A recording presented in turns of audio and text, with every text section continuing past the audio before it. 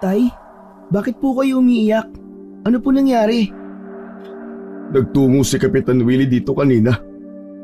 Kinausap niya ako tungkol sa lupang kinatatayuan ng ating bahay. Ano pong sinabi sa inyo ni Kapitan, Tay? Ang sabi niya, kailangan na nating umalis dito dahil sa kanya raw ang lupang kinatatayuan ng ating bahay. Ano po? Paano magiging sa kanya to, Tay? Hindi ba? Kay nanay po ito. Saka matagal na po tayo rito. Hindi niya po tayo pwedeng paalisin ng basta na lang. Pinagawa niya ito ng titulo, anak. Wala tayong titulo. Salita natin laban sa titulo ni Kapitan Willie. Binigyan niya tayo ng 3 araw para makaalis. Kapag nagmatigas daw tayo, pulis na ang magpapalaya sa atin. Bakit hindi niyo po inilaban tong lupa natin, Tay? Pumayag na lang kayo na gano'n na lang? Alas, wala akong laban kay Kapitan Willie. May pera siya. Tayo wala. Isa pa, ayoko ng gulo. Alam ko na kapag nagmatigas ako gulo lang ang magiging resulta nun. Natigilan ang 13 taong gulang na si Alas sa sinabi ng ama niyang si Benjo. Hindi siya makapaniwala na matapos ang mahabang taon ay mangyayari ang ganoong bagay. 1 taon pa lamang ang nakakalipas simula nang mamatay ang nanay ni Alas. Simula noon, si Benjo na ang mag-isang nagtaguyod sa kanila. Kahit mahirap ang trabaho nito bilang isang construction worker, ay hindi ito sumuko. Hindi na rin nagtaka si Alas kung bakit hindi inilaban ni Benjo ang lupang kinatitirikan ng kanilang maliit na bahay. Mahina ang loob ng tatay niya pagdating sa away. Nung namatay ang nanay ni Alas dahil sa nabundol ito ng kotse habang tumatawid, ay mas pinili nitong makipag-areglo at magpabayad kaysa kasuhan ang driver ng kotse. Hindi po tayo pwedeng basta na lang po pumayag sa pagkuha ni Kapitan Willie sa lupa natin, Tay. Simula po nang ikasal kayo ni nanay, ay dito na po kayo nakatira. Dito po ako pinanganak at lumaki. Tapos biglaan na lang po niyang kukunin. Hindi po ako papayag, Tay. Sundin na lang natin si Kapitan Willie, anak. Pwede naman tayo magpatayo ng maliit na kubo sa kung saan. Tumiim ang bagang ni Alas. Kung hindi kayang ipaglaban ng tatay niya ang lupa nila, ay siya ang gagawa nun. Ibinaba niya ang kanyang school bag. Kahit naka-school uniform pa, ay umalis siya at malalaki ang hakbang na naglakad papunta sa bahay ni Kapitan Willie. Pinigilan siya ni Benjo pero hindi siya nagpapigil dito. Tumakbo na siya hanggang sa makarating sa bahay ng kanilang kapitan. Sa San Miguel, ang bahay nito ang pinakamalaki. Kapitan Willie! Kausapin niyo po ako! Kapitan! Sumisigaw si Alas sa labas ng bahay ng kapitan. Naabutan na siya ni Benjo. Hinawakan siya nito sa braso at hinila. Malakas na iniwas ni Alas ang kanyang braso. Anak, nakikiusap ako sa iyo. Hayaan na lang natin si Kapitan Willie. Sundin na lang natin ang gusto niya. Alam mo, Tay, sigurado ako na kaya ang lupa natin ang pinagdidiskitaan ni Kapitan Willie ay dahil alam niyang papayag ka agad at hindi lalaban. Kapitan!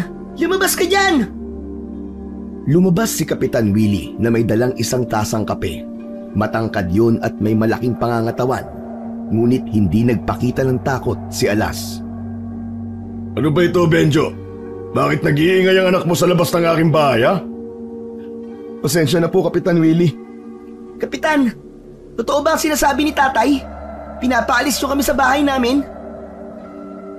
Oo, bakit? Dahil ang lupang yun ay hindi sa inyo. Sinabi sa akin na namatay kong lolo na sa kanya ang lupang kinatitirikan ng inyong bahay. Napagawan ko na rin yun ng titulo. Wala kaming pakialam sa titulo mo. Amin ang lupang yun, Kapitan. Matagal na kami nakatira ron. Alas, bata ka pa nga. Hindi mo pa naiintindihan ang mga ganitong bagay. Dapat nga'y magpasalamat pa kayo sa akin dahil binigyan ko pa kayo ng ilang taon para manirahan doon. Pero kailangan ko na ang lupa. Pagtatayuan ko yun ng video o bar para merong mapaglibangan ng mga tao rito sa San Miguel. Hindi kami papayag, Kapitan. Hindi kami aalis sa bahay namin. Pumayag na ang tatay mo, Alas. Wala ka nang magagawa. Benjo, kausapin mo na nga yung anak mo. Paliwanagan mo naman para hindi magmukhang mangmang na susugod dito. Ikaw ang tatay niya, kaya responsibilidad mong ituro sa kanya ang mga legal na bagay. Opo, Kapitan. Huwag po kayo mag-alala, kakausapin ko po kagad si Alas. Pasensya na po talaga. Anak, tara na, umuwi na tayo. Ayoko, Tay. Talaga bang ganun yun na lang kadali isusuko ang bahay at lupa natin? Anak, ayoko ng gulo. Hindi po kami aalis sa bahay namin, Kapitan. Kahit magpatawag ka pa ng mga pulis. At hindi rin ako aalis dito hanggat hindi nyo sinasabi na hindi nyo nakukunin ang bahay at lupa namin. Hoy bata, huwag mong ubusin ang pasensya ko ha. Hindi uubra sa akin ang tapang mo na yan. Hindi na nagsalita pa si Alas. Matapang siyang tumayo at matalim ang matang tiningnan si Kapitan Willie. Desidido siyang manatili roon hanggang sa bawiin ni Kapitan Willie ang mga sinasabi nito. Ipinaglaban niya hanggang sa huli ang bahay at lupa nila. Matigas ka talagang bata ah. Sige, tignan natin kung hanggang saan ang tapang mo. Ngumisi si Kapitan Willie at pumasok sa loob ng bahay. Anak naman, nakikiusap ako sa'yo bilang ama mo. Makinig ka naman sa akin. Tara na, umuwi na tayo. Tay, palagi po ako nakikinig sa inyo. Pero hindi na po sa pagkakataong ito. Hindi po ako aalis dito. Gusto kong makasiguro na hindi na kukunin ni Kapitan Willie ang bahay at lupa natin. Anak, makapangyarihan siya kesa sa atin. Mas may pera siya. Wala tayong laban sa kanya. Sundin na lang natin ang gusto niya. Umalis na tayo na matiwasay sa bahay para hindi na magkagulo pa. Makalipas ang ilang minuto, lumabas muli si Kapitan Willie. Ngunit sa pagkakataon na yon, ay dala na nito ang malaki nitong aso na naglalaway at galit na tumatahol sa kanila. Hawak ng kapitan ang kadena na nakakonekta sa leeg ng aso nito. Napaatras si Alas dahil sa takot sa aso. O ano? Sinagad mo na ang pasensya ko, Alas. Ayaw mo talagang umalis? Pwes, itong si Bangis na ang bahalang magpalaya sa'yo. Anak, tara na! Hindi ako natatakot sa aso mo, Kapitan! Biglang binitiwan ni Kapitan Willie ang kadena at agad na sumugod ang malaking aso kay Alas. Nanlaki ang mga mata ni Alas at hindi siya nakagalaw sa kanyang kinatatayuan. Hindi niya akalain na talagang papakawalan ni Kapitan Willie ang aso nito. Bago pa man makalapit ang aso kay Alas, ay humarang na si Benjo sa kanya. Tumalon ang aso at sinunggaban si Benjo.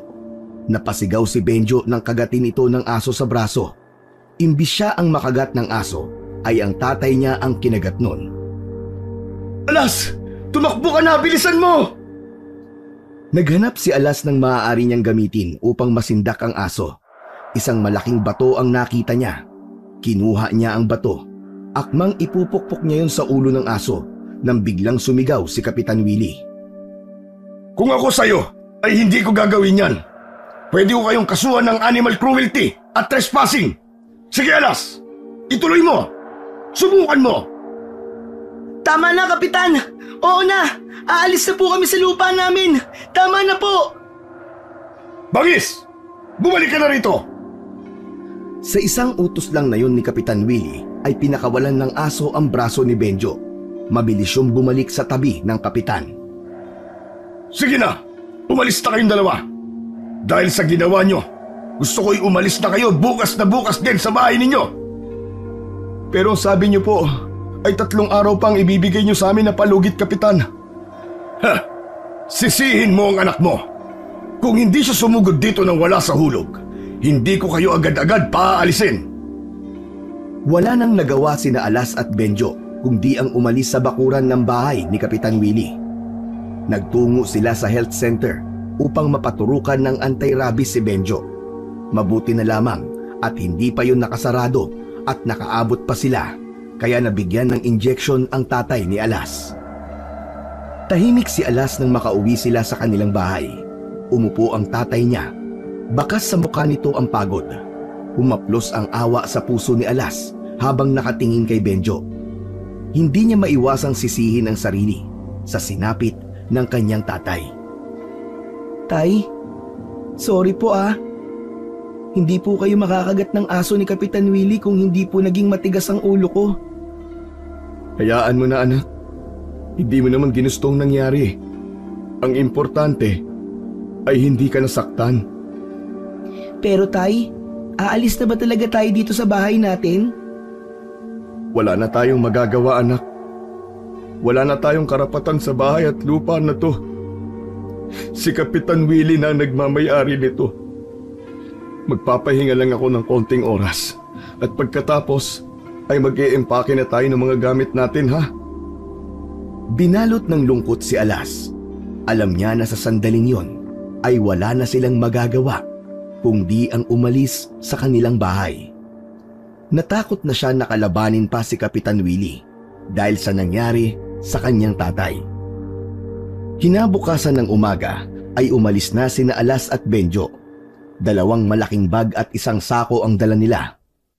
Naglakad lamang ang mag-ama sa ilalim ng tirik na araw. Nang makarating sila sa isang baryo, ay nagtanong-tanong agad doon si Benjo kung saan ito maaaring magtrabaho. Isang babae sa sari-sari store ang nagsabi sa kanila na naghahanap ng mga mag-aalaga ng mga halaman ang isang may edad na lalaki sa lugar na yon. Itinuro pa sa kanila ng babae ang bahay ng sinabi nitong lalaki. Tatay, marunong ka bang mag-alaga ng halaman? Oo naman. Bago kay pinanganak ng nanay mo, marami siyang alagang halaman na namumulaklak. Tinutulungan ko siya noon sa pag-aalaga ng mga yon. Narating ng mag-ama ang bahay ng lalaking naghahanap ng mag-aalaga sa mga halaman nito. Nakita nila na maraming namumulaklak na halaman sa paligid ng bahay. May tamang laki ang bahay, gawa yon sa hollow blocks at yero. Tao po! Tao po! Isang may edad na lalaki ang lumabas mula sa bahay. Meron yung tamang taas at pangangatawan. Sa tingin ni Alas ay nasa 50 na ang edad ng lalaki. Sino kayo? Anong kailangan nyo rito? Magandang umaga po. Ako po si Benjo at ito naman po ang aking anak na si Alas. May nakapagsabi po kasi sa amin na naghahanap daw ho kayo ng mag-aalaga sa mga halaman nyo. Mag-a-apply po sana ako . Tiningnan muna sila ng lalaki ng ilang segundo bago sila pinapasok nito. Nauna na ang lalaki na bumalik sa loob ng bahay nito. Tay, huwag na kaya tayong tumuloy. Parang ang sungit po nung lalaki. Ano ka ba? Baka marinig ka, huwag kang maingay. Saka hindi tayo pwedeng mapili ngayon. Tandaan mo, wala na akong trabaho kasi umalis na tayo sa San Miguel. Kilalanin muna natin siya. Malay mo, mabait naman pala. Ano ba? Hindi ba kayo papasok dito? Opo. Susunod na po kami. Kita mo na, Tay. Ang sungit, di ba? Sinaway ni Benjo si Alas. Agad na silang pumasok sa loob ng bahay ng lalaki at umupo sa isang mahabang upuan na gawa sa kawayan. May 2 kwarto ang bahay na yun. Medyo mainit dahil iisa lang ang bintana. Nagpakilala ang lalaki bilang si Mang Andoy. Nagtanong ito tungkol sa kaalaman ni Benjo sa pag-aalaga ng mga halaman. May taniman kasi ng mga gulay si Mang Andoy at doon na halos nauubos ang oras nito. Doon raw kasi ito kumikita habang ang pagtatanim naman ng mga namumulaklak na halaman ay ang libangan nito. Naging maayos ang pagsagot ni Benji sa lahat ng mga tanong ni Mang Andoy.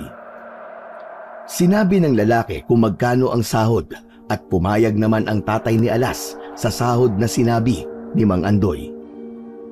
Kung ganon, ay ikaw na ang kukunin kong mag-aalaga sa mga halaman ko. Saan pala kayo nakatira? Ang gusto ko kasi ay maaga kang narito dahil kailangang diligan ng ibang halaman sa umaga. Ang totoo nga po niyan wala kaming bahay ng anak ko. Pinaalis po kasi kami sa bahay kung saan kami nakatira. Aba, kung ganon, saan kayo titira ng anak mo kung wala kayong bahay? Hindi pa po namin alam, Mang Andoy. Bahala na po. Isang malalim na paghinga ang pinakawalan ni Mang Andoy. Kahit seryoso ang mukha nito, ay nabanaag ni Alas ang awa sa mata ng lalaki. Maaari kayong tumira ng pansamantala dito sa aking bahay habang wala pa kayong matitirahan. Maganda rin yon dahil mas matututukan mo, Benjo, ang mga halaman ko. Naku, maraming salamat po, Mang Andoy. Pagpalain po kayo ng Diyos sa inyong kabutihan. Pero isa lang ang ayaw ko. Ayoko nang malikot ang kamay. Ayoko na sisirain niyo ang tiwala ko sa inyo. Mapagkakatiwalaan niyo po kami ni Alas, Mang Andoy. Ipinapangako ko po na gagawin ko ng maayos ang trabaho ko rito. Mabuti kung ganon. Gamitin niyo ang isang kwarto na malapit sa kusina. Kayo na ang bahalang maglinis doon at mag-ayos ng mga gamit. Meron naman akong manipis na kutsyon na pwede niyong gamitin. Abot langit ang pasasalamat ni na Alas at Benjo kay Mang Andoy. Doon napatunayan ni Alas na kahit mukhang masungit ang lalaki, ay meron yung mabuting puso. Nilinis at inayos na agad ng mag-ama ang kwarto nila sa bahay ni Mang Andoy. Masaya si Alas dahil kahit paano ay meron na silang bubong na masisilungan. Ang akala niya kasi ay sa labas na sila matutulog ng kanyang ama. Tila dinala sila ng pagkakataon kay Mang Andoy ng sandaling yun. O ano, nakita mo na anak? Mabait si Mang Andoy. Bihira kang makakakilala ng tao na magpapatuloy sa bahay niya kahit hindi pa niya ganun kakilala. Tama ka, Tay. Mabait pala talaga si Mang Andoy. Hindi pala talaga dapat husgahan ng isang tao base sa itsura niya at kung paano siya magsalita. Pero narulungkot pa rin po ako kasi umalis na po tayo sa dati nating bahay. Ako rin naman, anak. Mabigat sa loob ko na lisanin ang bahay natin. Ngunit wala na tayong magagawa eh. Mag-umpisa na lang tayo ng panibagong buhay dito sa San Ruiz. Malay mo, nandito pala ang swerte natin. Pagsapit ng tanghali ay hindi inaasahan ni Alas na aayain sila ni Mang Andoy sa tanghalian. Pang-3 tao ang sinaing nito at nilutong ulam.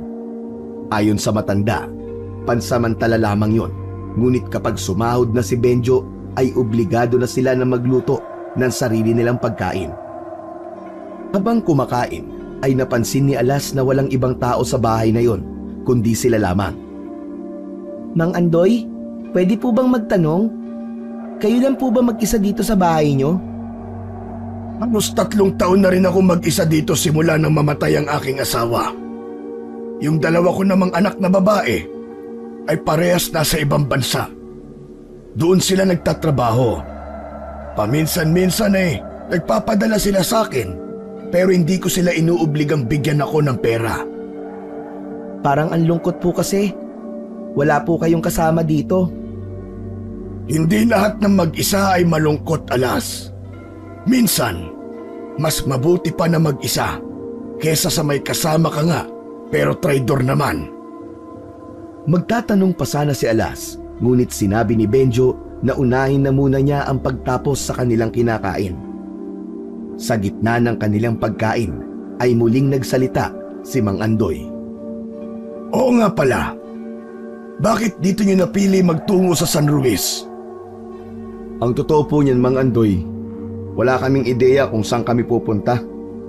Nagkataon lang po na nung nagtanong kami sa babae doon po sa tindahan kung saan meron pong trabaho dito, dito po kami tinuro sa inyo. Kung ganon, wala kayong kaalam-alam sa nangyayari sa bayan na ito? Bakit po? Ano po bang nangyayari dito sa San Ruiz? Ilang buwan na ang nakakalipas, simula nang may natagpo ang patay na tao malapit sa may sapa. Ang hinala ng mga tao, aswang ang may gawa ng pagpatay na yon. 1 linggo matapos yon, isa na namang bangkay ang nakita sa likod lang ng simbahan. Isang madre, aswang din ang pinaghihinalaan ng mga tao na pumatay sa madreng yon. Kung ganun po, may aswang po dito sa San Ruiz? Meron, Alas. Kaya kung wala kayong gagawing importante sa labas kapag madilim na, ay wag na kayong lumabas. Mas ligtas kayo dito sa loob ng bahay. Lalo ka na, Alas. Bata ka pa naman. Yan ang mga paboritong biktimahin ng mga aswang. Oh, Alas, narinig mo sinabi ni Mang Andoy ha? Huwag ka nang lalabas sa gabi. Ang hilig mo pa naman makipaglaro sa labas. Tapos minsan inaabot ka pa ng 12:00 ng hating gabi. Siyempre tay, wala naman pong aswang sa lugar na pinanggalingan natin eh. Pero dahil meron po dito, ay hindi na po ako magpapaabot ng gabi sa labas. Hindi ko na po gagawin yun. Mabuti kung ganun, Alas. Matuto kang makinig sa sinasabi sa'yo na mas nakatatanda. At hahaba ang buhay mo. Sige na, kumain na kayo ulit. Nagpaalala lang ako sa inyo mag-ama para hindi na kayo magulat sa mga mangyayari sa mga susunod na araw. Kinagabihan, habang nag-aayos na ng higaan si Benjo, ay nakatingin lang rito si Alas habang yakap ang unan. Ngunit lumilipad ang isip niya. Hindi pa rin kasi nawala sa isip niya ang sinabi ni Mang Andoy na merong aswang sa San Ruiz. Alas! Alas! Huy, Alas! Ay po, bakit po? Ang sabi ko, akin na yung mga unan. Kanina ko pa sinasabi sa'yo pero nakatulala ka dyan. May problema ba, anak? Iniisip ko lang po yung sinabi ni Mang Andoy kanina eh. Tay, totoo po ba ang mga aswang? Alam mo anak, sa tagal ko nang nabubuhay dito sa mundo, kahit dulo ng kuko ng aswang ay wala pa akong nakikita. Para sa akin, hindi sila totoo. Paano niyo po ipapaliwanag yung 2 pinatay daw dito ng aswang? Alam mo, sa tingin ko tao may kagagawan nun. Sinasabi lang ng mga tao na aswang kasi gusto nila na merong masisisi. Siguro, hindi nila matukoy kung sino ang pumatay sa mga yon. Pero anak, mas mabuti na wag na rin tayong lumabas kapag gabi na. Para na rin sa pansarili nating kaligtasan. Pero, yung pagkikwento po kasi ni Mang Andoy, parang kumbinsido siyang aswang ang pumatay sa mga yon, tay. Ay nako, tama na yan. Pwede bang wag na natin pag-usapan yan, anak? Kailangan mong matulog ng maaga at may pasok ka pa bukas. Anak, ayos lang ba sa'yo na mas napalayo ka na ngayon sa school mo? Oo naman, tay. Kayang-kaya ko naman pong lakarin yon. Hindi ka maglalakad sa pagpasok at pag-uwi mo. May natabi pa akong pera.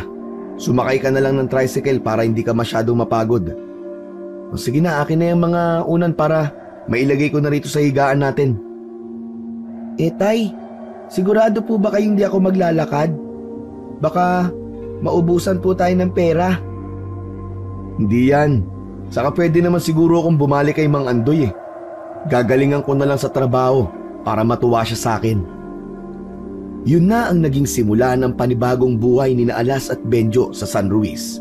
Unti-unti ay nasanay si Alas sa pagbabago sa routine niya sa araw-araw.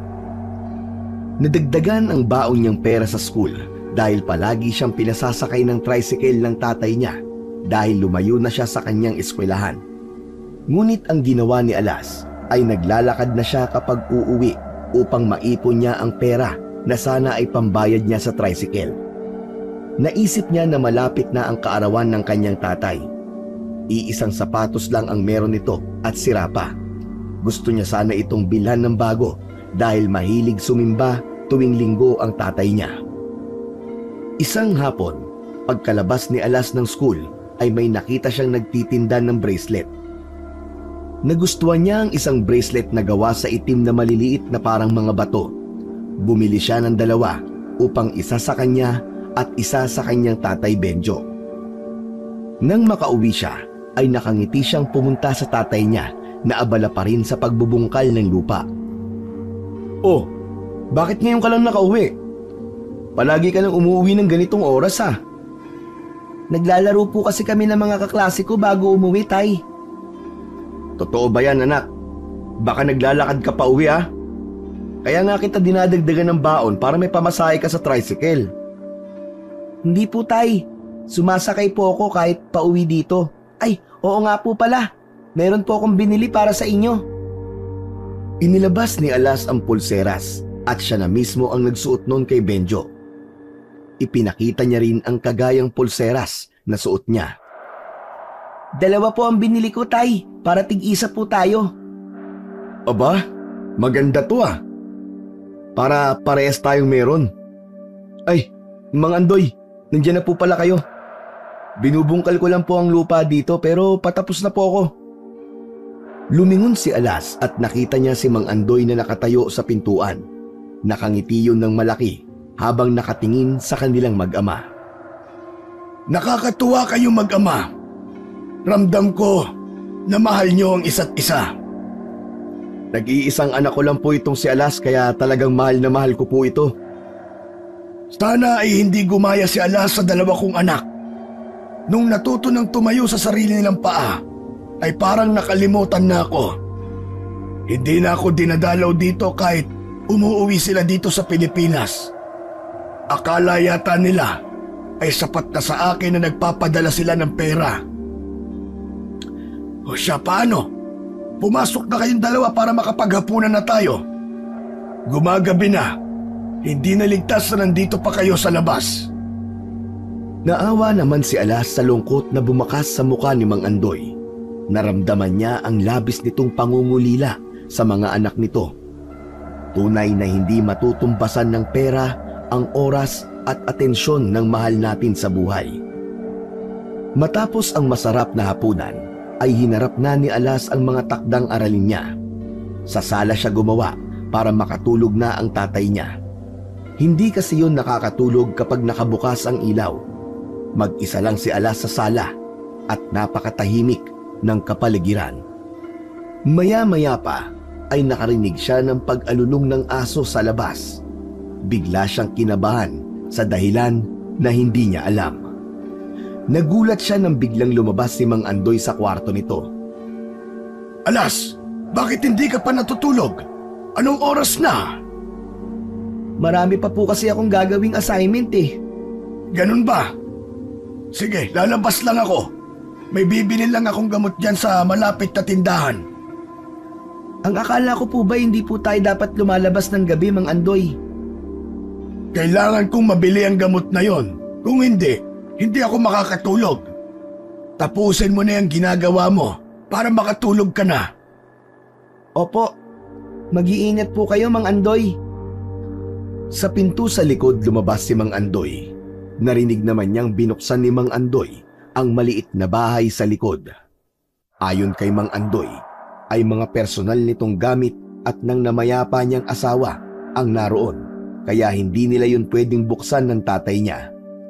Minsan ay gustong pabuksan ni Alas ang bahay na yon upang makita niya kung ano ang naroon. Pero iniisip niya na baka magalit si Mang Andoy kapag ginawa niya yon. Ipinagpatuloy ni Alas ang paggawa ng mga takdang aralin niya. Makalipas ang kalahating oras, ay hindi pa rin bumabalik si Mang Andoy.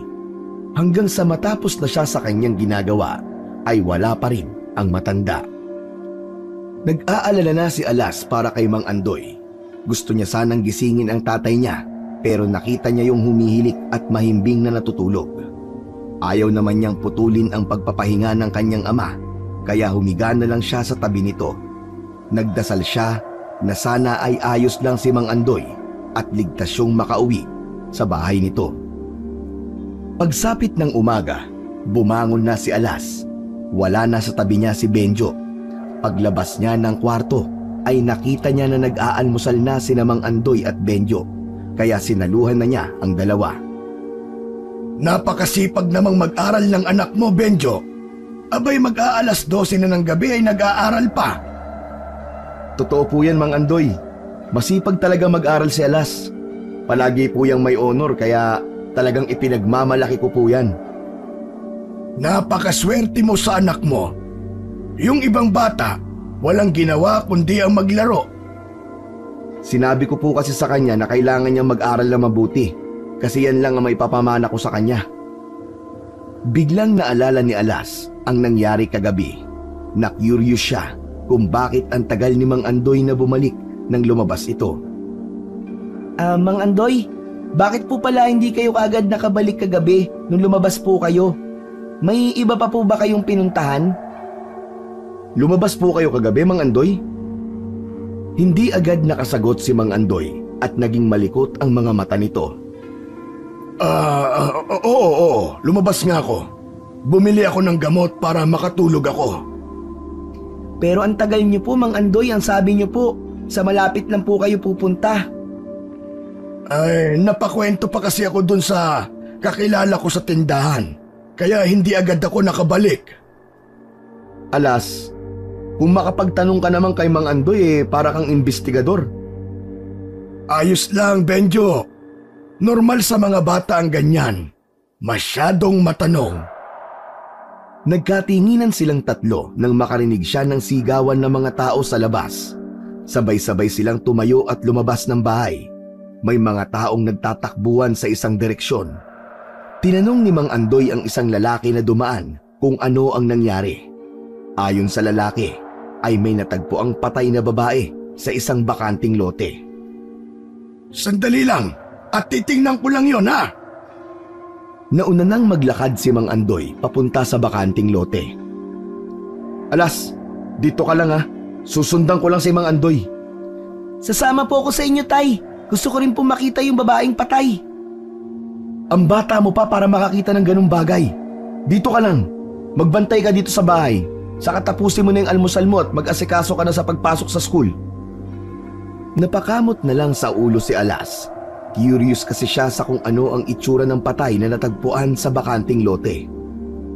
Sa pagkakataon na yon, ay nanalo ang kagustuhan ni Alas.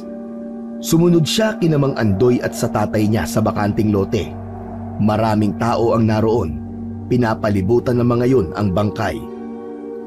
Isiniksik ni Alas ang sarili sa kumpol ng mga tao hanggang sa makarating na siya sa unahan.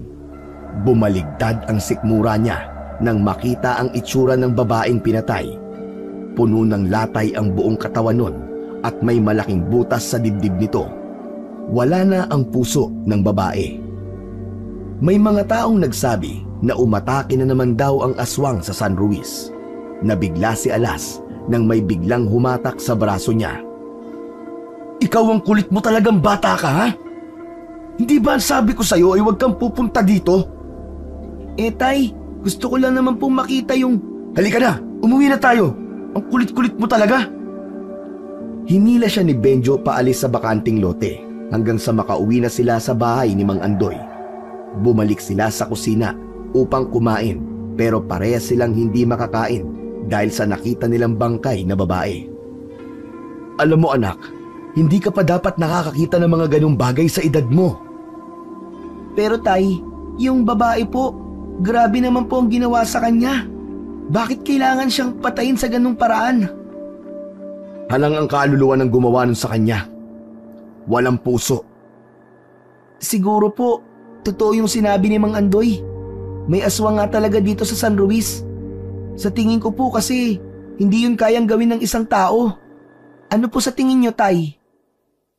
Yan nga din ang iniisip ko, anak.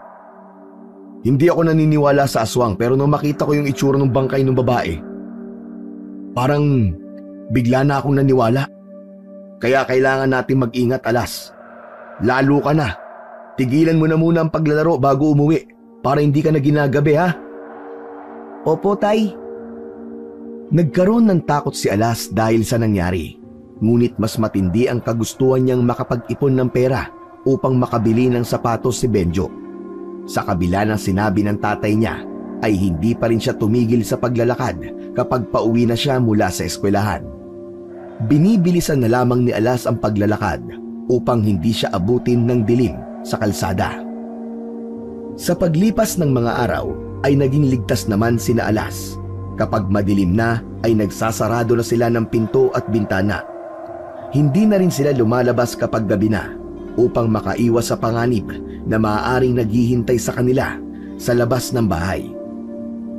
Alam niyo po, Mang Andoy, sa totoo lang, nung unang beses mong ikwento sa amin ng merong aswang dito sa San Luis, ay hindi ako naniniwala. Pero nung nakita ko yung bangkay ng babae, ay naniniwala na ako. Naiintindihan kita. Kahit ako ay hindi naniniwala noon sa mga ganyang nilalang. Pero nang makakita ko, ay doon na ako naniwala. Mahirap talagang maniwala sa isang bagay o nilalang kapag hindi mo pa ito nakikita o nararanasan mismo. Ibig po sabihin, nakakita na po kayo ng aswang, Mang Andoy? Matagal ng panahon yon. Dalaga pa ang mga anak ko.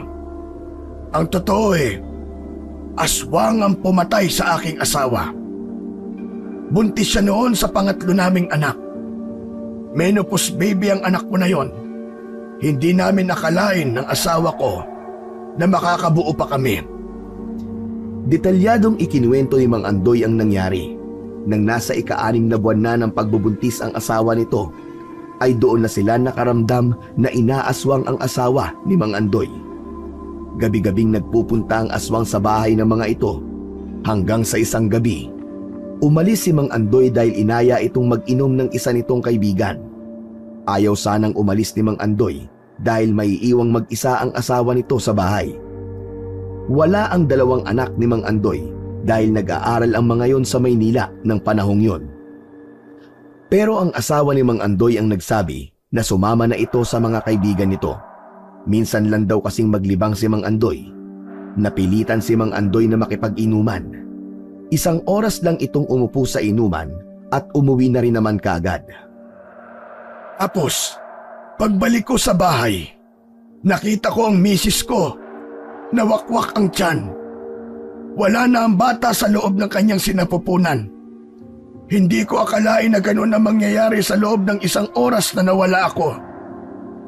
Hindi na napigilan ni Mang Andoy ang mapaluha sa gitna ng kanyang pagkikwento. Tumayo si Alas upang bigyan ng mahigpit na yakap si Mang Andoy. Alam ko po kung gaano kasakit ang mawalan ng mahal sa buhay, Mang Andoy. Pasensya na po kung napunta pa sa ganitong usapan natin. Ayos lang, Alas.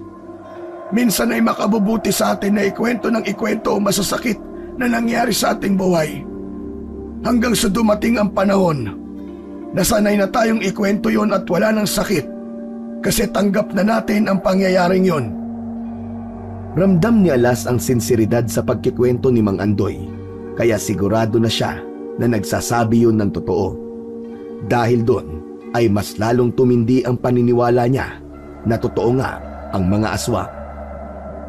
Habang naglalakad pa uwi si Alas mula sa eskwelahan, ay biglang bumuhos ang malakas na ulan. Nagmamadali siyang tumakbo at naghanap ng masisilungan. Isang sari-sari store ang nakita niya at doon muna siya sumilong. Malas naman Sana'y hindi nabasa ang mga gamit ko sa bag. Ang buong akala ni Alas, saglit lang ang ulan, pero inabot na siya ng kalahating oras ay hindi pa rin yun tumitigil. Kinabahan siya sapagkat unti-unti nang dumidilim. Naalala niya na hindi ligtas ang magpaabot ng gabi sa labas dahil sa banta ng aswang sa San Ruiz. Isang ideya ang naisip ni Alas. Bumili siya ng ilang piraso ng plastic bag sa tindahan. Inilagay niya roon ang mga gamit niya upang kahit mabasa ang bag niya ay hindi mababasa ang mga yon. Saka siya sumugod sa ulan upang makauwi na siya. Basang-basa si Alas pagdating niya sa bahay ni Mang Andoy. Si Mang Andoy ang sumalubong sa kanya. Naku, Jaski kang bata ka! Bakit naman basang-basa ka? Naglakad ka lang ba? Opo, Mang Andoy. Si tatay po nasaan? Bumibili ng ulam sa labas. Bagong sahod kasi kaya ang sabi niya siya muna ang bahala sa ulam natin ngayon. Magpalit ka na ng damit at maligo ka. Baka maabutan ka pa ng tatay mo na basang-basa. Pagalitan ka nun. Pumalima agad si Alas. Hinubad na niya ang basa niyang uniform at pumasok sa banyo at naligo. Sakto na nakabihis na siya ng pambahay nang dumating si Benjo. May dala itong isdang tulingan, gata at talong. Natuwa siya dahil ang lulutuin na ulam ng tatay niya ay ginataang tulingan na pinakapaborito niyang ulam sa lahat. Maayos pa ang pakiramdam ni Alas nang pumasok siya sa eskwelahan ng sumunod na araw. Ngunit nang pauwi na siya, ay naramdaman niya na mabigat ang katawan niya. Nilalamig din siya. Nagkaroon siya ng hinala na meron siyang lagnat dahil sa sumugod siya sa ulan nung nakaraang araw. Pag uwi niya, ay hindi niya ipinaalam kay Benjo na meron siyang lagnat dahil natakot siyang malaman nito na nagpaulan siya. Ngunit nang nakahiga na sila para matulog, ay nalaman din ng tatay niya ang pagkakaroon niya ng lagnat. Labis na nanginginig ang buong katawan ni Alas. Nagtaka si Benjo kaya sinalat nito ang noo at leeg niya. O anak, ang taas ng lagnat mo ah. Bakit hindi ka nagsasabi sa akin? Tay, ayoko po kasi na mag-alala kayo sa akin. Hindi ba? Sinabi ko sa'yo na kapag may nararamdaman ka ay magsabi ka sa akin. Sandali, at tatanungin ko si Mang Andoy kung may gamot siya sa lagnat. Sandaling lumabas si Benjo sa kwarto. Nang bumalik ito ay sinabi nito na walang nakatabing gamot para sa lagnat si Mang Andoy. Dito ka lang Alas ha. Bibili lang ako ng gamot sa labas. Kailangan mo makainom ngayon para bumaba ang lagnat mo. Wag na po tay. Hindi po ligtas sa labas kapag gabi na. Baka makasalubong niyo po yung aswang eh. Pero hindi naman pwedeng hindi ka makainom ng gamot. Malapit lang yung tindahan, saglit lang ako. Wala nang nagawa si Alas nang lumabas ng bahay ang tatay niyang si Benjo upang ibili siya ng gamot. Hinintay niya yun ngunit kalahating oras na ang lumilipas ay hindi pa rin bumabalik si Benjo. Nang isang oras na ang nawala ay doon na kinabahan si Alas. Pinuntahan niya si Mang Andoy sa kwarto nito upang sabihin na kanina pa wala ang tatay niya. Bibili lang daw po siya ng gamot ko pero isang oras na po nakakalipas ay hindi pa rin po siya bumabalik. Ganun ba? Sandali at titignan ko siya doon sa tindahan. Dito ka lang ha. Huwag kang lalabas. Labis na nag-alala si Alas para sa kanyang ama. Kung sakali na may mangyaring masama roon, ay walang ibang dapat nasisihin kundi siya. Kung hindi sana siya nagpaulan, ay hindi siya magkakaroon ng lagnat. Hindi sana lalabas ang tatay niya ng oras na yon para ibili siya ng gamot. Nang bumalik si Mang Andoy, ay napansin ni Alas ang lungkot sa mukha nito. Mang Andoy, nakita niyo po ba si tatay? Hindi. Sarado yung malapit na tindahan. Siguro'y naghanap pa siya ng bukas na tindahan. Hintayin na lang natin siya at sigurado ako nababalik din yun maya-maya. Batyagang naghintay sina Alas at Mang Andoy kay Benjo, ngunit inabot na sila ng madaling araw ay hindi pa rin bumabalik ang tatay ni Alas. Nang sumunod na araw ay nag-report na agad sina Alas at Mang Andoy sa barangay hall dahil sa pagkawala ni Benjo. Ngunit hindi pa maidedeklara na nawawala si Benjo dahil wala pang isang araw yung nawawala. Hindi na alam ni Alas ang gagawin. Wala siyang ibang nais kundi ang makauwi ng buhay ang kanyang tatay. 3 araw na ang lumipas, ngunit hindi pa rin bumabalik si Benjo. Walang lumipas na gabi na hindi umiiyak si Alas dahil sa labis na pag-aalala niya sa kanyang tatay. May mga pagkakataon din na hindi niya maiwasang mag-isip ng masama. Kagaya ng baka wala na ang tatay niya, baka nabiktima na yon ng aswang at isang araw ay makita na lang ang bangkay ng kanyang tatay. Sinasamahan ni Alas ang pag-aalala kay Benjo ng dasal. Sa kabila ng mga negatibong bagay na tumatakbo sa isip niya, ay umaasa pa rin siya na ligtas at buhay ang kanyang mahal na tatay. Malaking bagay na kasama ni Alas si Mang Andoy dahil meron siyang nakakausap. Ito ang nagpapalakas ng loob niya at nagbibigay sa kanya ng pag-asa na isang araw ay uuwi na ang kanyang ama. Alas, pumasok ka na rito sa loob at madilim na. Nakahanda na ang hapunan. Niluto ko ang paborito mo, yung ginataang tulingan. Salamat po Mang Andoy. Maya-maya na po ako kakain. Dito po muna ako. Tumabi si Mang Andoy kay Alas mula sa pagkakaupo niya sa bungad ng pintuan. Tumingin din yon sa malayo, kagaya niya. Alam kong hinihintay mo ang tatay mo, Alas. Huwag kang mag-alala, kasi malakas ang kutob kong buhay pa siya.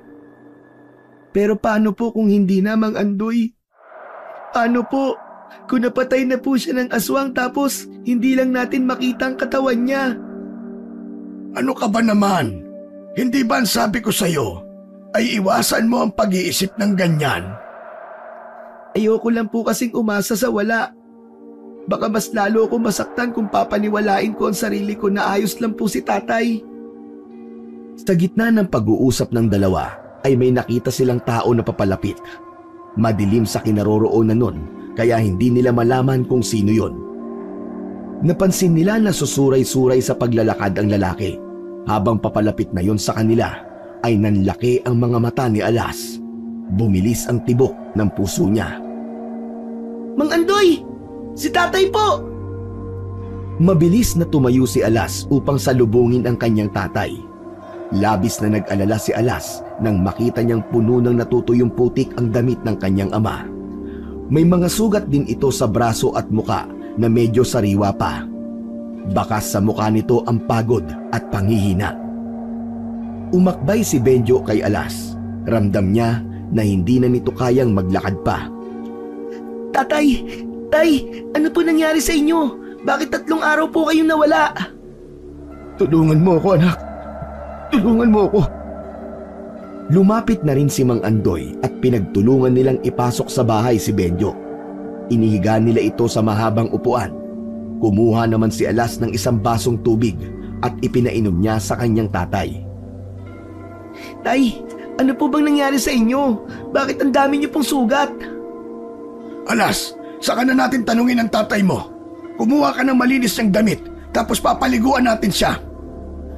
Tumalima agad si Alas sa utos ni Mang Andoy. Kahit papaano ay nabawasan ang pag-aalala niya dahil nakauwi na ang tatay niya. Yun nga lang, nagkaroon siya ng malaking katanungan kung ano ang nangyari rito sa mga araw na wala ito sa bahay ni Mang Andoy. Matapos mapaliguan ay nilinis na ni Mang Andoy ang mga sugat ni Benjo. Niligyan na rin ito ng gamot. Habang kumakain si Benjo ay tahimik ito. Hindi na muna nag-usisa si Alas dahil naisip niyang tama si Mang Andoy na kailangan na makapagpahinga muna ng kanyang ama. Sa takot na meron si Benjo sa mata, alam ni Alas na hindi biro ang pinagdaanan nito. Agad na humiga si Benjo matapos kumain. Nakatulog agad yon. Tinabihan ni Alas si Benjo at pinagmasdan ang mukha nitong payapang natutulog. Ilang araw na hindi nagsalita si Benjo. Nakakulong lamang ito sa kwarto mula umaga hanggang gabi. Lalabas lang ito kapag kakain o kaya naman ay gagamit ng banyo. Malaki ang pasasalamat ni Alas kay Mang Andoy dahil naiintindihan nito ang pinagdadaanan ng kanyang tatay. Hindi nito yun pinilit na magtrabaho sa mga tanim nitong halaman. Makalipas ang 1 linggo, unti-unti nang bumabalik sa normal si Benjo. Habang kumakain sila ng hapunan, ay bigla itong nagsalita tungkol sa nangyari rito nung nawala ito. Nung lumabas ako, para bumili ng gamot mo, Alas, sarado yung malapit na tindahan kaya naganap ako ng ibang tindahan. Habang naglalakad naman ako, isang aswang ang umatake sa akin. Nataranta ako. Hindi ko alam kung saan ako pupunta. Ang nasa utak ko lang noon ay ang makalayo sa aswang at makauwi rito ng buhay. Takbo lang ako ng takbo hanggang sa hindi ko na namalayan na nasa loob na ako ng gubat. Kung ganun, tay, sa loob po ng 3 araw ay nasa gubat po kayo? Oo, anak. Naligaw ako ron at hindi ko na alam ang daan pabalik. Itong mga sugat ko ay dahil sa aksidenteng nangyari sa akin sa gubat. Nadulas ako at nagpagulong-gulong. Ang akala ko nga doon na ako mamamatay. Pero naisip kita, anak ko. Hindi pa ako pwedeng mawala kasi nag-aaral ka pa. Kailangan mo pa ako. Kaya kahit alam ko nakakaunti ang pag-asa kong makalabas sa gubat na yon, naglakad pa rin ako ng naglakad. Hanggang sa makalabas na ako at makauwi na rito. Naiyak si Alas nang sa wakas ay narinig na niya ang kwento sa nangyari sa tatay niya. Hindi niya lubos maisip na dumanas ito ng ganoong kahirap sa loob ng 3 araw. Walang pagkain at walang tubig. Muntik pa itong mamatay nang dahil sa isang aswang. Tumayo si Alas upang bigyan ng mahigpit na yakap ang kanyang ama.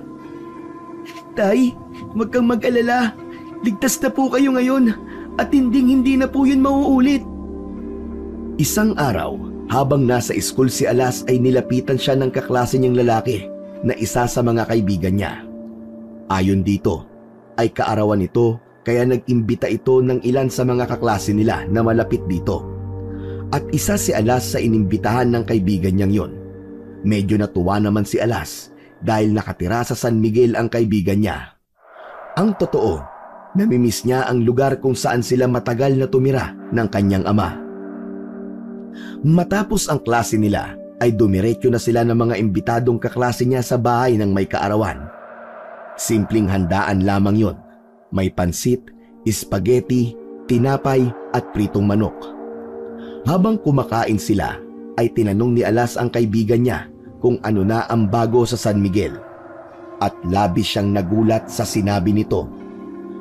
Ayon sa kaibigan ni Alas, ay halos 1 linggo nang patay si Kapitan Willie.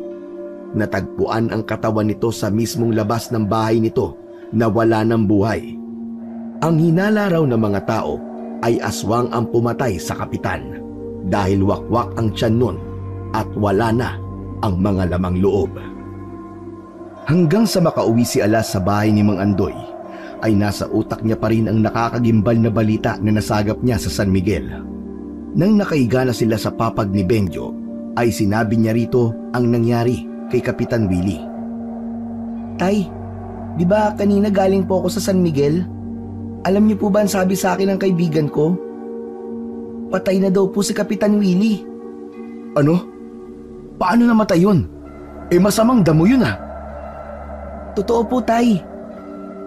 Ang hinala raw po ng mga taga roon ay isang aswang daw po ang pumatay kay Kapitan Willie. Kung ganun, hindi lang po pala rito sa San Luis merong aswang. Meron na rin po sa San Miguel. Talagang lahat ng kasamaan ng isang tao ay merong katapusan. Merong karma na maniningil sa kanila. Kung totoo man na pinatay ng aswang si Kapitan Willie, sa tingin ko ay dapat lang yun sa kanya dahil kinamkam niya ang lupa natin. Sandali, Tay. Bakit parang biglang nag-iba ang ihip ng hangin ngayon? Dati sabi niyo po, mali na humiling na may masamang mangyari sa isang tao kahit gaano pa siya kasama. Hindi naman ako humiling, anak ah. Kusang nangyari yung kay Kapitan Willie. Pero maganda ay napunta tayo kay Mang Andoy dahil sa nangyari. Nagkaroon tayo ng bagong kaibigan na parang pamilya na rin natin. Sa bagay, Tay, tama ka. Saka, okay na po tayo rito. Pero sana po, dumating yung araw na magkakaroon tayo ng sariling lupa at bahay. Yung atin talaga at hindi na makukuha ng iba. Huwag kang mag-alala, anak. Matutupad yung pangarap mo na yan kung mag-aaral ka ng mabuti. Alas, gawin mo ang lahat para makapagtapos ka hanggang kolehiyo ha.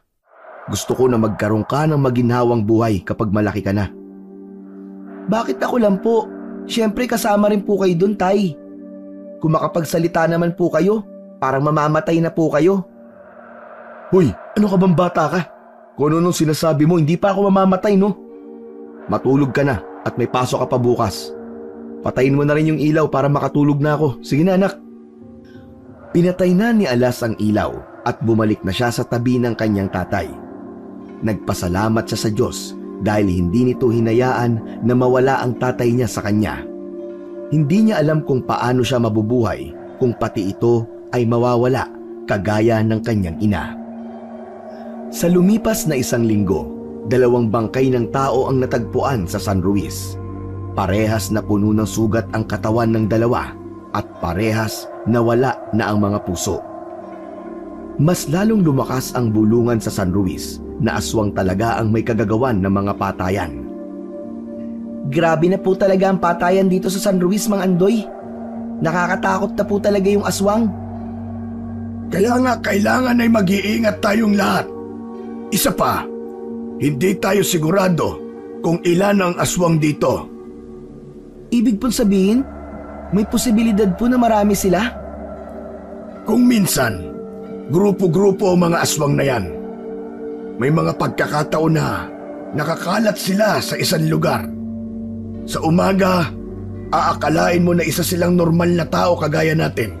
Pero sa gabi, doon na sila nagiging halimaw. Bakit po? Parang ang dami niyo pong alam sa mga aswang-aswang na yon. Baka po aswang kayo, Mang Andoy ah. Biro lang po. Alam ko po na hindi po kayo aswang. Kasi kung aswang po kayo, malamang matagal na po kaming patay ni tatay. Matapos sabihin yun ni Alas, ay nagpaalam si Mang Andoy na gagamit ito ng banyo. Hindi alam ni Alas kung tama ang pakiramdam niya, pero tila umiwas si Mang Andoy sa kanya matapos niyang bitawan ang biro niya na baka aswang si Mang Andoy. Nang dahil sa naging reaksyon ni Mang Andoy sa biro ni Alas, ay nagkaroon si Alas ng pagdadalawang isip. Napatanong siya sa kanyang sarili kung aswang nga ba talaga si Mang Andoy. Ngunit agad din niyang inalis yun sa ulo niya dahil ibinalik niya ang sinabi niya na kung aswang yun ay matagal na silang pinatay nito. Isa pa, hindi tama na pinag-iisipan niya ng hindi maganda ang taong tumulong sa kanila nung panahon na wala silang matutuluyan. Ngunit ng gabing yon, bumalik ang hinala ni Alas kay Mang Andoy dahil sa naging pag-uusap nila ng tatay niya habang nakahiga sila sa kanilang kwarto. Anak, may napapansin ka bang kakaiba kay Mang Andoy? Wala naman po. Ano po bang kakaibang tinutukoy nyo? Ewan ko pero parang meron siyang tinatago sa atin eh. Una, yung maliit na bahay sa likod. Palaging nakakandado. Ayaw niya na pumasok tayo ron. Ang tagal na natin dito, pero wala pa rin sa atin na nakakakita kung anong meron sa bahay na yun. Hindi po ba sabi ni Mang Andoy mga gamit po yun ng namatay niyang asawa? May sentimental value po yun, kaya ayaw niya siguro na merong makikialam. Hindi lang yun anak. Napapansin ko rin na tuwing gabi lumalabas siya ng bahay at madaling araw na siyang bumabalik. Ibig niyo po bang sabihin gising kayo palagi ng ganung oras? Kasi alam niyo po na palagi niyang ginagawa yun. Hindi, natsetsempuan ko lang. Tay, ano po bang gusto niyo sabihin? Diretsahin niyo na po ako. Alas, hindi kaya si Mang Andoy ang aswang dito sa San Ruiz? Hindi agad nakapagsalita si Alas sa kanyang narinig. Pinag-isipan muna niya ang dapat niyang sabihin hanggang sa sinabi niya kay Benjo yung tungkol sa pagbiro niya kay Mang Andoy na baka isa tong aswang dahil marami itong kaalaman tungkol sa mga ganoong nilalang. Umiwas po siya na magbiro po ako ng ganun, tay. Pero kung aswang po si Mang Andoy, bakit hindi niya tayo pinatay dati pa? Saka hindi po ba aswang po ang pumatay sa asawa niya? Imposible po na aswang si Mang Andoy. Siguro, kaya hindi niya tayo kayang patayin ay mahahalata siya ng mga tao dito kasi dito tayo nakatira sa bahay niya. Tapos, yung kwento niya tungkol sa pagkamatay ng asawa niya, pwedeng hindi yun totoo. O kaya ay ibiniti ni Benjo ang sasabihin. Kapwa ng laki ang mga mata nila habang nakatingin sa isa't isa. Baka si Mang Andoy ang pumatay sa asawa niya. Tatay, umalis na po tayo rito. Baka tayo na po ang isunod ni Mang Andoy. Anak, hindi pa naman tayo sigurado. Hinala pa lang ang meron tayo ngayon at wala pa tayong matibay na ebidensya. Isa pa, gaya ng sinabi mo, kung papatayin tayo ni Mang Andoy, dapat ay noon pa. Pero tingnan mo, buhay pa rin tayo hanggang ngayon. Ewan ko, tay. Naguguluhan po ako sa inyo. Ang gulo-gulo nyo. Sabi nyo po, baka aswang si Mang Andoy. Tapos ngayon, ayaw mong umalis dito. Ano po ba talaga? Basta. Huwag muna tayong umalis dito hanggat hindi tayo sigurado sa hinala natin kay Mang Andoy. Wala rin kasi tayong mapupuntahan kung sakali. Ang gawin na lang natin, mag-ingat tayo sa kanya. Sa tagal nila sa bahay ni Mang Andoy, ay noon lamang nakaramdam ng ganitong takot si Alas, maliban noong nawala ang kanyang tatay ng 3 araw. Hindi niya alam kung ligtas pa ba sila roon o dapat pa rin silang magtiwala kay Mang Andoy. Isang gabi, nakaramdam ng tawag ng kalikasan si Alas. Lumabas siya ng kwarto at nagtungo sa banyo. Sandali lang siya roon at nang palabas na siya ay napansin niya na nakabukas ang pinto sa likod ng bahay. Isasarado niya sana yon, pero aksidente siyang napasilip sa labas. Nakita niya na bahagyang nakaawang ang pinto ng maliit na bahay sa likod. Noon pa man ay nais niya nang makita kung ano ba talaga ang meron sa maliit na bahay, kaya hindi na nagdalawang isip si Alas na lumapit doon. Sumilip muna siya at nang malaman niyang wala ron si Mang Andoy ay nagpatuloy siya sa pagpasok. Maraming malalaking kahon ang naroon, ngunit ang pumukaw sa atensyon niya ay ang ref na nasa isang sulok. Nilapitan ni Alas ang refrigerator. Marahan niya yung binuksan. Labis siyang nasindak sa nakita niya roon. Mga puso ng tao na nakalagay sa garapon. Napapaatras si Alas habang nanlalamig ang buong katawan. Naalala niya ang mga bangkay na pinapatay ng mga aswang sa San Luis. Lahat ng yun ay nawawala ang puso. Naku po, ibig sabihin, si Mang Andoy nga talaga ang aswang. Tatakbo na sana si Alas palabas, ngunit biglang sumalubong sa kanya si Mang Andoy. May hawak itong itak na puno ng sariwang dugo. Anong ginagawa mo rito, Alas? Hindi ba sabi ko sa'yo ay bawal kayong pumasok dito? Mang Andoy, ikaw ang aswang dito sa San Luis. Yung mga nawawalang puso ng mga biktima ng aswang nandito sa bahay na to. Magpapaliwanag ako, Alas. Aalis na kami rito ni Tatay. Tama nga ang hinala namin. Isa nga po kayong aswang. Tatakbo sana si Alas palabas, ngunit naharang siya ni Mang Andoy. Isinarado nito ang pinto at isinandal siya nito sa dingding habang nakatakip ang isa nitong kamay sa kanyang bibig. Takot na takot si Alas noong mga oras na yun. Pakiramdam niya ay katapusan niya na. Hindi ako aswang, Alas. Ang totoo, ako ang pumapatay sa mga aswang dito sa San Luis. Yung mga bangkay ng tao na natatagpuan dito, ako ang pumatay sa kanila.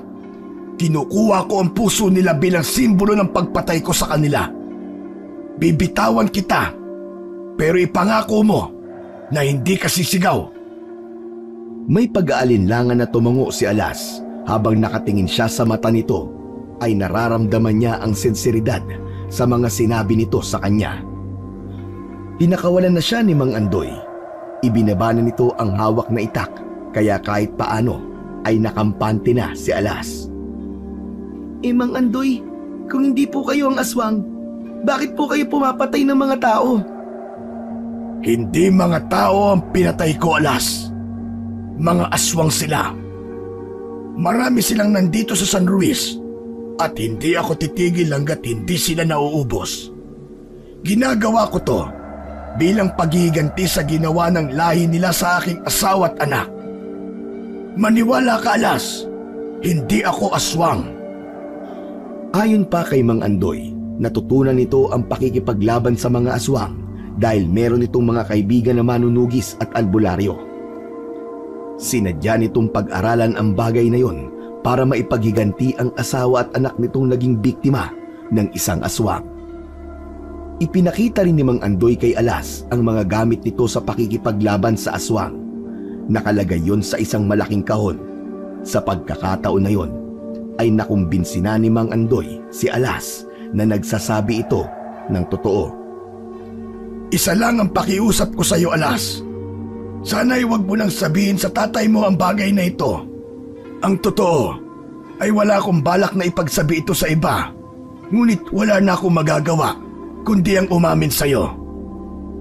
Wag po kayo mag-alala, Mang Andoy. Ligtas po sa akin ang sikreto nyo. Nawala na ang bigat sa dibdib ni Alas dahil napatunayan niyang hindi aswang si Mang Andoy. Nang bumalik na siya sa silid nila ng kanyang ama, ay kinabahan siya sapagkat wala roon si Benjo. Humahango siyang lumabas at nagtungo sa kwarto ni Mang Andoy. Mang Andoy, si tatay po. Wala po siya sa kwarto namin. Ano? Saan naman siya nagpunta? Hindi ko po alam. Baka po lumabas na naman po siya. Hahanapin ko po siya. Mamaya na natin siya hanapin. Hintayin muna natin siya dito. Baka bumalik din siya kaagad. Mahirap na. Baka magkasalisi tayo. Hindi na mapakali si Alas sa muling pagkawala ni Benjo.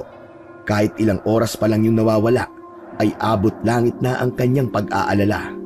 Naisip niya na baka may aswang na naman na umatake sa kanyang tatay. Mang Andoy, baka pwede pong hanapin na natin si tatay.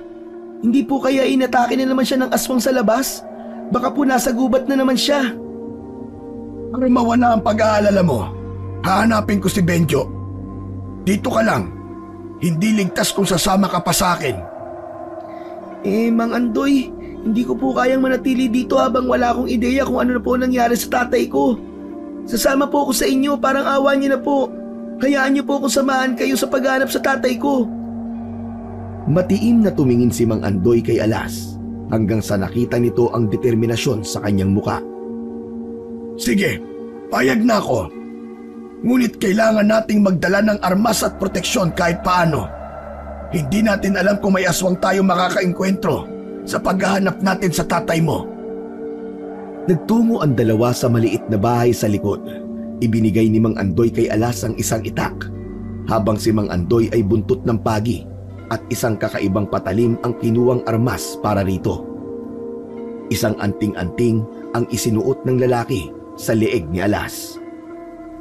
Para saan po itong kwintas? Pangontra yan sa aswang. Makakaramdam sila ng sakit kapag malapit ka sa kanila habang suot mo yan. Paano po kayo? Wala po ba kayong isusuot na ganito? Isa lang ang ganyan ko. Ibinigay yan sa akin ng kaibigan kong antingero. Pero huwag ka mag-alala. Kaya ko ang sarili ko. Hindi ito ang unang beses na makikipaglaban ako sa aswang. Tara na, hanapin na natin ang tatay mo. Hindi na nagsayang ng oras ang dalawa. Sinimulan na nilang hanapin si Benjo sa buong San Luis, ngunit bigo silang makita yon. Doon na sila nagdesisyon na magtungo na sa gubat. Habang tinatahak nila ang daan papasok sa gubat, ay hindi maiwasan ni Alas ang kabahan. Tinalasan niya ang pakiramdam niya. Makalipas lang ang ilang minutong paglalakad sa gubat, ay wala pa rin silang makitang senyales na naroon si Benjo. Hanggang sa may nakita silang bakas ng paa sa maputik na bahagi ng gubat. Sinundan nila ang mga bakas upang alamin kung kanino yon. Nagulat si Alas nang bigla siyang hilahin ni Mang Andoy upang magtago sa likod ng isang malaking puno. Bakit po, Mang Andoy? May naaamoy akong aswang sa paligid. Malapit lang siya sa atin. Huwag kang maingay kasi baka malaman niya na nandito tayo. Ano pong gagawin natin? Babalik na po ba tayo sa bahay niyo? Hindi, Alas. Kilala mo na ako. Wala akong aswang na inuurungan. Hindi ako titigil hanggat hindi nauubos ang aswang dito sa San Luis. Dito ka lang at lalabas ka lang kapag sinabi ko. Nagkakaintindihan ba tayo? Opo. Opo, Mang Andoy. Lumabas si Mang Andoy mula sa likod ng malaking puno, habang si Alas naman ay naiwan doon na kinakabahan at natatakot. Kung sakali, yun ang unang beses na makikita niya ang pakikipaglaban ni Mang Andoy sa isang aswang. Lumabas ka sa pinagtataguan mo, aswang! Alam kong nandiyan ka lang! Hindi mo na ako maluloko! Sa kalagitnaan ng katahimikan, biglang may sumipol na hangin at mula sa dilim ay lumitaw ang isang aswang. Nakakatakot ang anyo nun. May mahahabang kuko, matutulis na ngipin at nagliliyab na mga mata. Wala ako rito para makipaglaban sa'yo.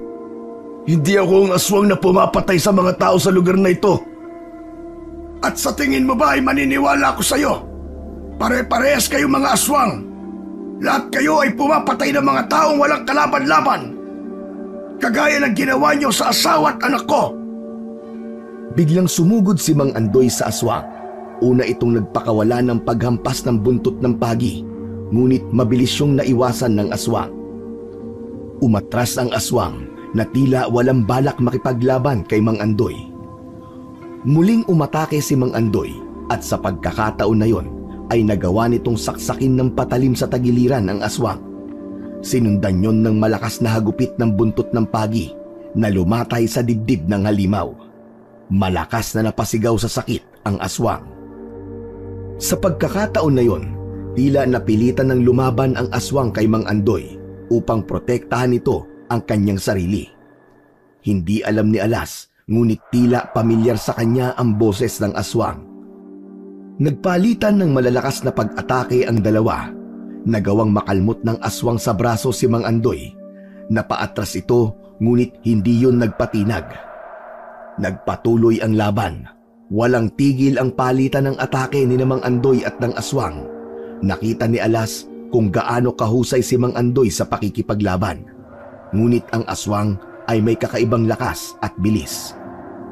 Mabilis na umikot si Mang Andoy sa likod ng aswang. Itinarak nito ang patalim sa likod ng aswang ng ilang beses. Padapang bumagsak ang aswang sa lupa. Agad na umibabaw si Mang Andoy at ipinilupot niya ang buntot ng pagi sa leeg nito. Ito na ang katapusan mo! Magsasama na kayo ng mga aswang na pinatay ko sa impyerno! Itinaas ni Mang Andoy ang patalim. Anumang sandali ay handa na nitong kitilin ang buhay ng aswang. Ngunit napatingin si Alas sa braso ng aswang at isang bagay ang nakita niya roon.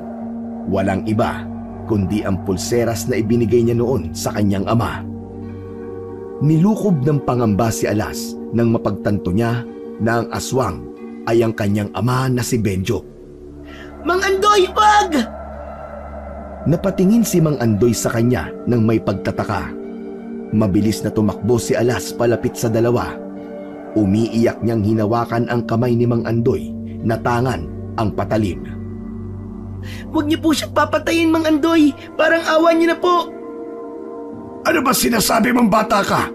Kailangan mamatay ng halimaw na ito dahil marami pa siyang mabibiktimang tao kapag hinayaan ko siyang mabuhay. Mang Andoy, si tatay po yan. Si tatay po yan. Naguguluhang tiningnan ni Mang Andoy ang aswang. Umalis ito sa ibabaw ng aswang at iniharap yon sa kanila. Bakas sa mukha ng aswang ang labis na panghihina. Sigurado ka ba, Alas? Si Benjo ang aswang na ito? Opo, yung suot po niyang pulseras. Ako po nagbigay nun sa kanya. Hinawakan ni Alas ang kamay ng aswang. Nawala ang takot niya roon nang mapagtanto niya na yun nga ang kanyang ama. Tatay, ano po nangyari sa inyo? Bakit po kayo naging aswang? Hindi nagawang sumagot ng aswang dahil tuluyan na yung nawalan ng malay. Kasunod nun ay ang pagbabalik nito sa orihinal nitong anyo bilang isang tao.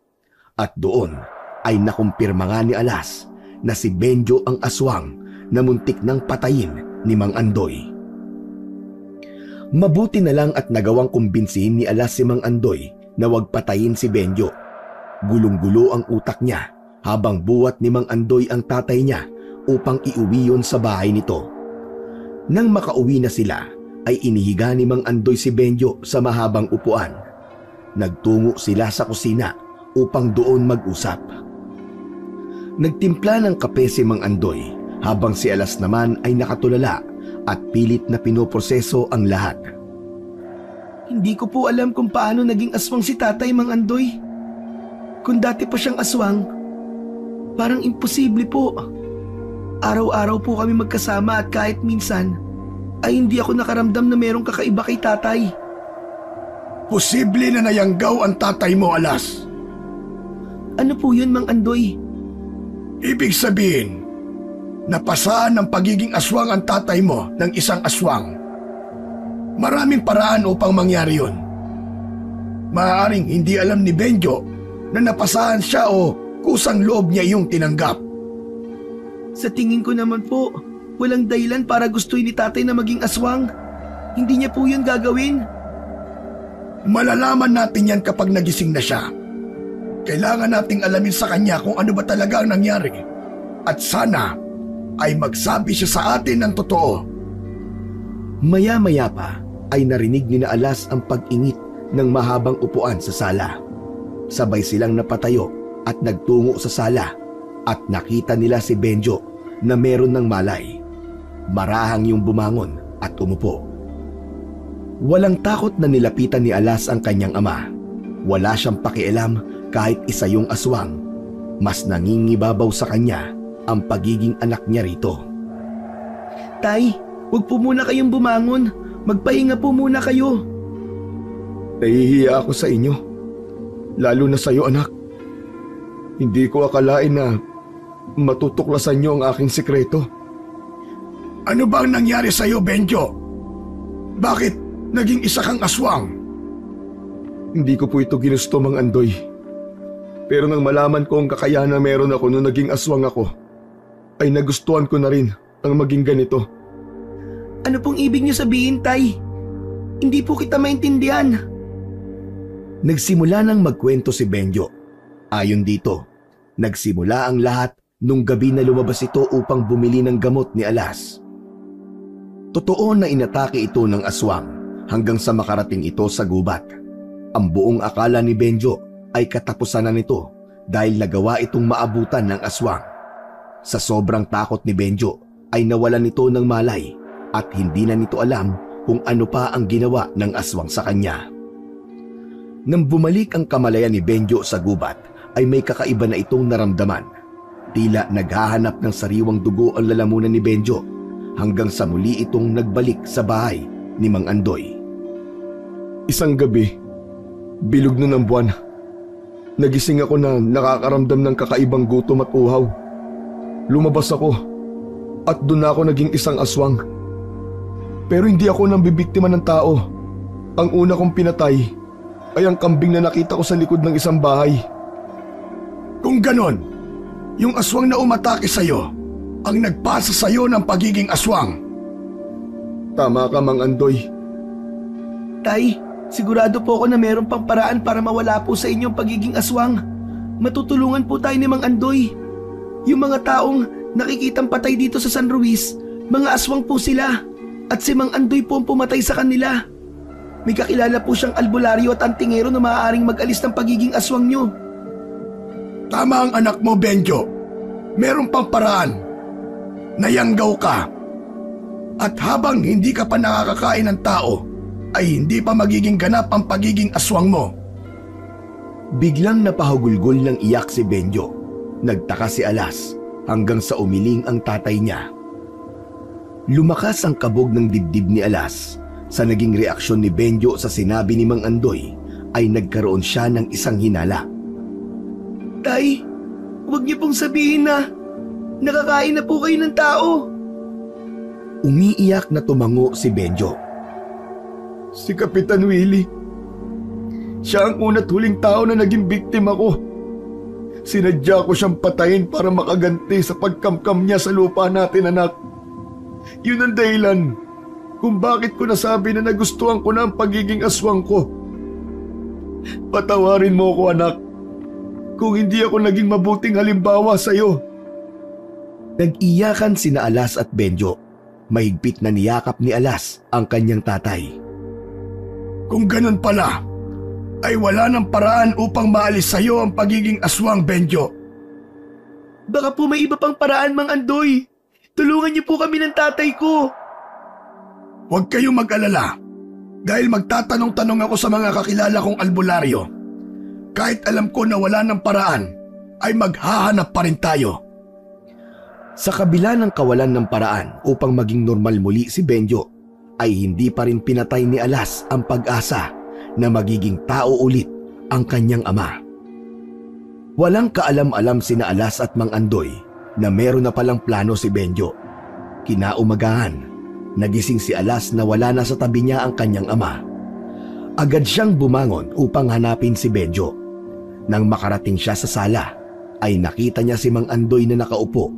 May hawak itong sulat habang malungkot ang mga mata. Mang Andoy, nakita niyo po ba si tatay? Hindi sumagot si Mang Andoy.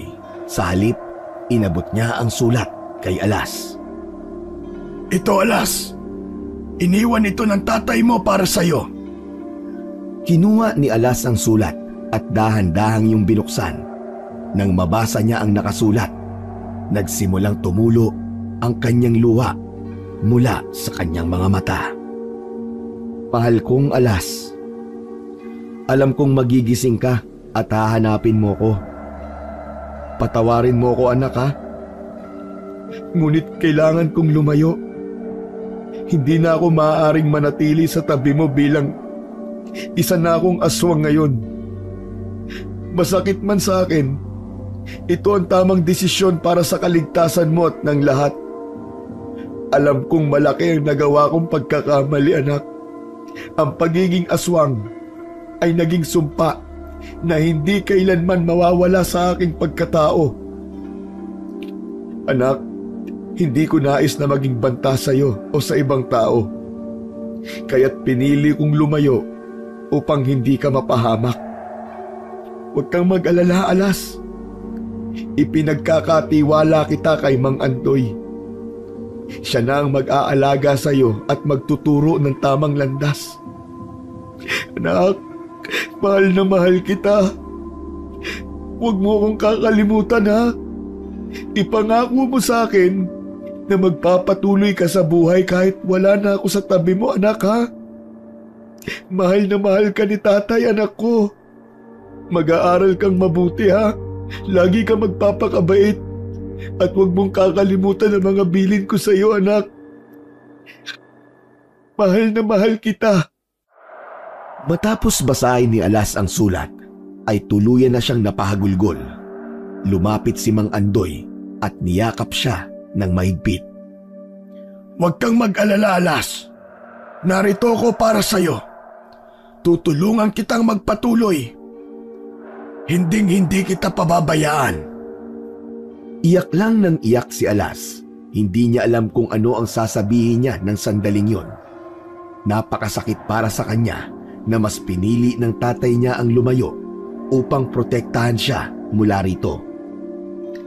Lumipas ang mga taon na hindi na nagpakita pa si Benjo kay Alas. Sa panahon na yon ay itinuring na siyang tunay na anak ni Mang Andoy. Pinag-aral siya nito hanggang sa makatapos siya ng kolehiyo. Huminto na si Mang Andoy sa pagpatay sa mga aswang sa San Luis. Ayon dito, nagtagumpay na itong ubusin ang mga aswang sa lugar na yon. Nang magkatrabaho na si Alas, ay unti-unti na siyang nakabawi kay Mang Andoy. Pero hindi pa rin nawala sa isip niya ang kanyang ama. Bago matulog ay humihiling sa Diyos si Alas na sana ay nasa tabi niya ang kanyang ama upang magawa niya rin makabawi sa lahat ng sakripisyo at pagmamahal na ibinigay nito sa kanya. Ngunit kahit hindi na nakita pa ni Alas ang kanyang ama, nararamdaman niya na nasa paligid lang ito at binabantayan siya. Sigurado siya na masayang masaya ito sa kung ano na ang naabot niya sa kanyang buhay.